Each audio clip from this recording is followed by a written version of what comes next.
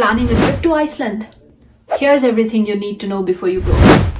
Hi guys, I'm Deepthi. I create travel content, and in this video, I'm gonna share with you my top tips to plan a trip to Iceland.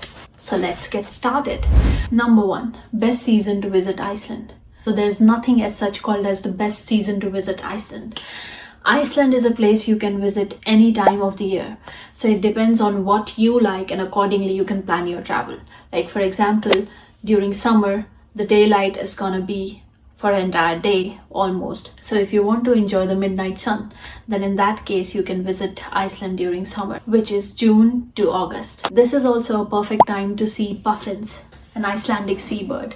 Now if you like frozen landscape and you want to see northern lights, then in that case you need to visit Iceland during winter, which means September to April.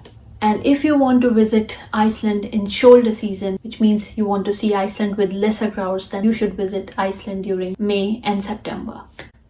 So that was about the best time to visit Iceland. Moving on to the next tip, packing essentials. So firstly, clothing. Irrespective of when you're traveling to Iceland, you need to be prepared with layers. You need to be wearing your clothes in layers. I traveled to Iceland in the month of February, and I wore a thermal base layer.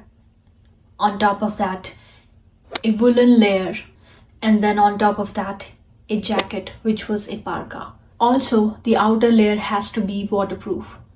Similarly, for bottom as well, I wore a thermal layer, and on top of that, a fleece skiing trouser, which was waterproof. And the jacket that I wore could tolerate -15 to 20 degrees Celsius, although it did not feel that warm. In terms of the shoes, you need to carry hiking boots, and these should be waterproof. That's because you may be exploring a waterfall, or you may be walking on the ice and whatnot. And so you need to ensure that you carry a pair of sturdy hiking waterproof shoes. Now if you're struggling to find options, then I'm gonna share what I use during my trip, and if you find it useful, then feel free to order those.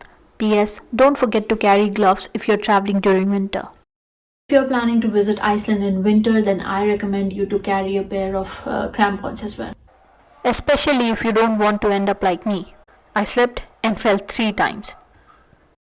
Next is power adapters. So Iceland uses type F power adapter, the same that is being used in other European countries. Next is swimwear. So if you're planning to visit Blue Lagoon, Sky Lagoon or Secret Lagoon, then in that case you need to carry your swimwear. These places also sell and rent swimwear, but that's a costly option, and also I ended up purchasing swimwear at Secret Lagoon for double the price of the swimwear. So yeah, better be careful. Next is accommodation and airport transfers. So starting with airport transfers. Although I highly recommend you to rent a vehicle at the airport, I know it may not be a flexible option for everyone. So in that case, the cheapest option is to take a bus, a coach from airport to Reykjavik. This you can book on ad hoc basis at the airport, or you can book it in advance from this website called as Reykjavik Excursions. So that's the cheapest way to get to Reykjavik from airport, and vice versa. The other way is obviously taxi, but then it's gonna be comparatively a lot expensive. Next is accommodation. So for accommodation, I would suggest you to stay somewhere in the downtown if you're planning to take excursions from travel agencies. Like for example, I stayed at Bolholt apartment, which you can see on the map. It's 15 to 20 minutes away from Reykjavik downtown. When I say downtown, I'm mainly referring to Reykjavik Church, or you can use Harpa Museum as well for your reference. So it's 15-20 minutes away from downtown, and for me there were multiple pickup points nearby. Similarly, you can choose any other accommodation which is near downtown, specifically within this diameter, if you're planning to go through these tour agencies. Fourth tip is transport. Since public transport is limited in Iceland, I'd recommend you to rent a car. Now, if you're planning to visit Iceland in winter, then it should be a 4x4 vehicle, and it should have studded tires. Whereas if you're planning to visit Iceland during summer, I'd recommend you to go for 4x4 only if you want to visit highlands, and normal tires should be fine. In terms of insurance, for all round season, I would recommend fully comprehensive insurance. When I say fully comprehensive, I mean protection from any kind of damage, namely sand, gravel, ash, etc. Now these are the damages which may sound very lame, but then at the same time, because of the kind of landscape Iceland has, it is possible for your vehicle to get damaged. So in that case, I would suggest you to go for zero deductible insurance, which will ease your trip and you won't have to worry about any of the damages. Also, it's going to ensure that your drop off to the vendor site is faster in comparison to when you take any other insurance.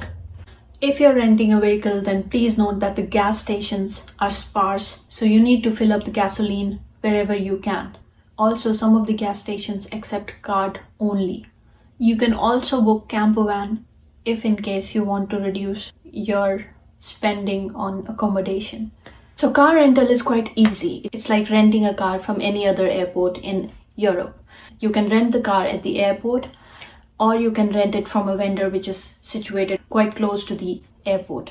Like for example, I rented the car from a vendor called as Thrifty, and this vendor provided airport pickup and drop off service. So yeah, if you go for a vendor which is at the airport, then you will save a lot of time. But then if you go for a vendor which is near the airport, then in that case you will have to accommodate some time for the car pickup and drop off. You will find a lot of videos out there claiming that it is highly dangerous to drive in Iceland in winter. I would say it is complete bullshit and it is a scam. So these videos are uploaded by some of the tour companies, and just because they want to promote their tours, they are promoting these kind of videos. I would say if you're being careful and you know the road condition, you know the weather condition, then it is going to be very easy for you to drive in Iceland during winter. And to ensure that you're aware of the road and weather condition, you need to monitor these websites like weather.is, road.is and wedo.is. If you do so, then you would be just fine on the road.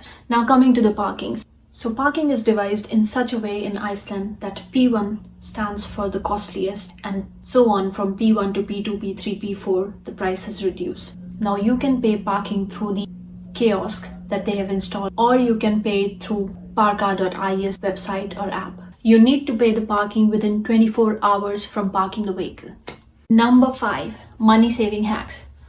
One I've already shared with you, that is you can rent a camper van rather than booking an accommodation. Number 2, food is expensive, so you can purchase groceries from these stores like Kronan and Bonus. Do not spend on bottled water because tap water is safe in Iceland. Use free hot springs rather than these pricey lagoons like Blue Lagoon, Sky Lagoon or Secret Lagoon. And book tour and activities well ahead in advance. This way you may save some money. And also if you're planning to book something through Arctic Adventure, then in that case they provide 10% additional discount if you book 3 activities altogether. Like for example, the activities like snowmobile tour or cave expedition or something like Northern Lights. You can club these 3 together, avail that 10% discount. 6th tip, must visit places in Iceland. Now I already curated an itinerary which I've already published in my channel, so I'm gonna tag that video over here. Have a look at it, and if you find it useful, then follow the same. And the last tip number 7, weather and road condition change every now and then. So take a look at road.is, weather.is, wedo.is for weather and road forecast before starting off for any place. Download an offline map.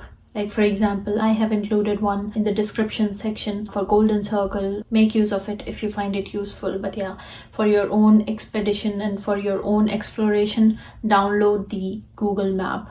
Tipping in Iceland is not mandatory, so don't feel forced that you will have to pay tip.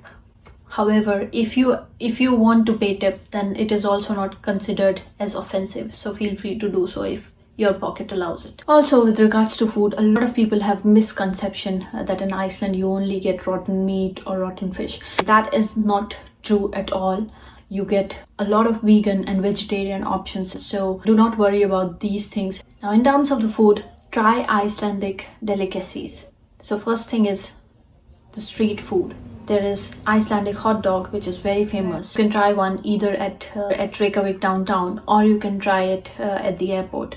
Then there is skar, which, and I may not be pronouncing it correctly, so that is something like a yogurt which you can try. And then there is langoustine soup. So these food items are considered to be the most popular food over there in Iceland. Apart from this, you can try the delicacies like puffin or horse meat or reindeer or salmon. Now it is up to you as to what you like, but yeah, Iceland is a place where you can go all in and open your taste buds. Don't rush to do Golden Circle in one day. There are so many attractions around Golden Circle that you will not be able to do all of it in one day. So I would suggest you to keep 2 days for Golden Circle. Similarly, for South Coast, don't do South Coast for just one day. In fact, it will be better if you stay in one of the places in the South Coast. You can pick locations like Wick or Hof and stay there.